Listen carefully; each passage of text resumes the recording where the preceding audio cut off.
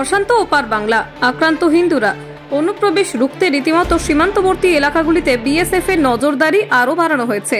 মালদা ভারত বাংলাদেশ সীমান্তবর্তী এলাকাগুলিতে বিএসএফ এর টহলদারি চলছে। এই পাশাপাশি মালদা রেল ডিভিশনের আরপিএফ এর পক্ষ থেকে মালদা টাউন স্টেশনে কড়া নিরাপত্তা বাড়ানো হয়েছে। নজর রাখা হচ্ছে রেল যাত্রীদের গতিবিধি। মালদা মহদীপুর সীমান্ত থেকে মালদা টাউন স্টেশন 15 থেকে 20 কিলোমিটার দূরে রয়েছে।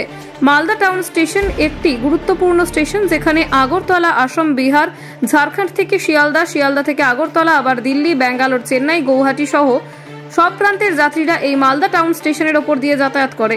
প্রতিনিয়ত এই মালদা টাউন স্টেশন থেকে উত্তর দক্ষিণে প্রায় 100 দূরপাল্লার ট্রেন চলাচল করে। বাংলাদেশের এই অস্থিরতার কারণে মালদা টাউন স্টেশনে আরপিএফ জওয়ানদের নিরাপত্তা বাড়ানো হয়েছে। রীতিমতো রেল যাত্রীদের মধ্যে মাইকিং করে সচেতনতা করা হচ্ছে। প্ল্যাটফর্মে ঘুরে ঘুরে, এমনকি দূরপাল্লা ট্রেনে সংরক্ষিত কামরায় আরপিএফ জওয়ানরা মাইকিং করে যাত্রীদের সচেতন করছেন।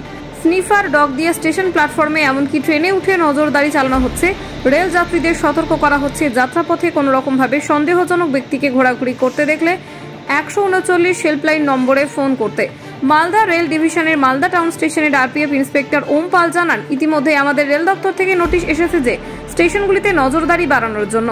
বাংলাদেশে যেভাবে অশান্তি হচ্ছে, সেক্ষেত্রে কোনো রকম সন্দেহজনক ব্যক্তি যদি ঘোরাফেরা করতে দেখা গেলে তাকে জিজ্ঞাসাবাদ করা। গাড়িতে চলাচলের সময় কোনো রকম সন্দেহজনক ব্যক্তি চলাচল করে তাহলে রেল যাত্রীদের মনে হয় তাহলে 139 ফোন করা।